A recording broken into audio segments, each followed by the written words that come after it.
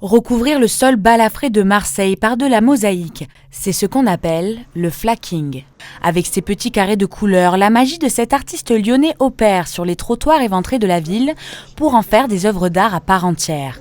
Son nom est MMM. Drôle ou poétique, sa démarche interpelle et donne le sourire aux passants. Ça égaye le trottoir, comme ça quand on marche au moins, plutôt que de voir des trous, c'est plus joli de voir des mosaïques. Là j'aime bien, il y a aussi un peu d'humour pour essayer de se moquer des nids de poules. C'est une super démarche, vraiment c'est trop chouette. Marseille c'est une ville qui est pleine de trous littéralement. Ouais, c'est déjà un enfer, à vélo ou même à pied. Ça ferait beau, ça donne de la bonne couleur, ça donne de la joie. Pour cultiver son anonymat, cet artiste décide de ne produire que la nuit.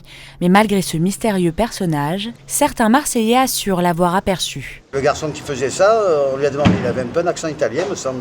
Il prenait des mesures pour repérer où mettre ses trucs, quoi. Il a passé 3 heures à faire ça sur plomb, à dessiner tout. Après il est parti, il est revenu dans la nuit. Ça va bien dans l'esprit du quartier et c'est bien.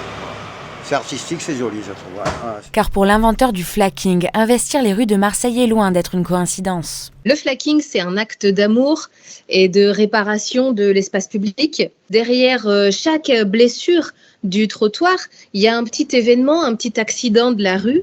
Et je crois que chaque œuvre d'MMM, c'est des petites commémorations de ce qu'il y a de vivant dans la rue. Et je pense que les rues marseillaises lui ont dit beaucoup. Une première session spontanée qui va laisser place à une seconde dans la ville au printemps. L'histoire du flacking marseillais est donc loin d'être terminée. Alors à présent, faites attention où vous mettez les pieds.